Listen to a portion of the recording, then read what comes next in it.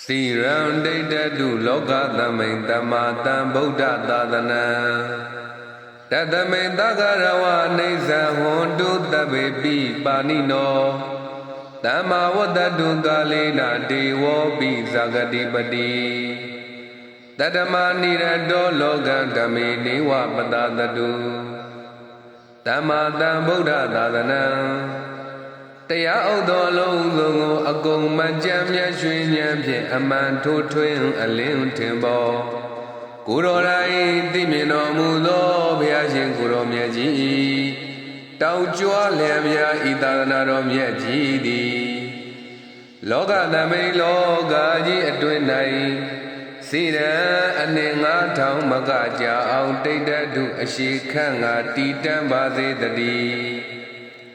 တဗ္ဗေပိပါဏိနောသူသူငါငါခတ်သိမ်းသောတတဝါတို့သည်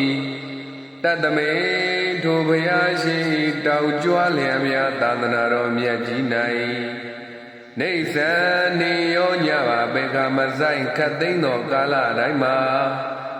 ဝါနေသန်မြဲမပြတ်တပလုံးသဂရဝတုတ်ကွယိုကျိုးမြတ်နိုးလေးစားတန်မိုးထားကြကုန်သည်ဟွန်တူဖြစ်ကြပါစေကုန်သတည်းဒေဝောပိတောတောင်ရင်မြေသစ်ပင်တွေနှင့်ကုန်းနေနေတတ္တဝါတွေကိုသိုးသေးစွတ်စေတိုးပွားစေသောမေဃခေါ်ယုမိုးမင်းကြီးသည်လည်းပဲကာလီနာရွာသင့်ရာရာရွာသင့်သောအချိန်ခါ၌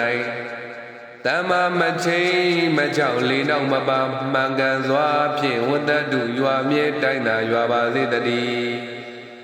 ဇာဂတိပတိ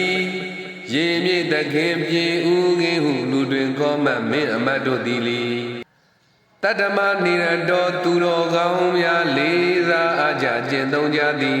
တတ္တမခောမင်းကျင့်တရားတော်၌ပျော်ပျော်ကြီးကျင့်သုံးနိုင်ကြပါစေကုန်သတည်းလောကတိုင်းသားပြည်သူလူအပေါင်းတို့ကိုလည်းပဲဓမ္မေနေဝအာနာမဖတ်မယသပဲတတ္တညာညာတရားဥပဒေအရှိအတိုင်းသာလျင်ပတာတလူရေဝဲဖြစ်ပွားသမိတာကဲ့သို့ထောက်ထညာတာတနာကဖြင့်ကောင်းစွာမသွေ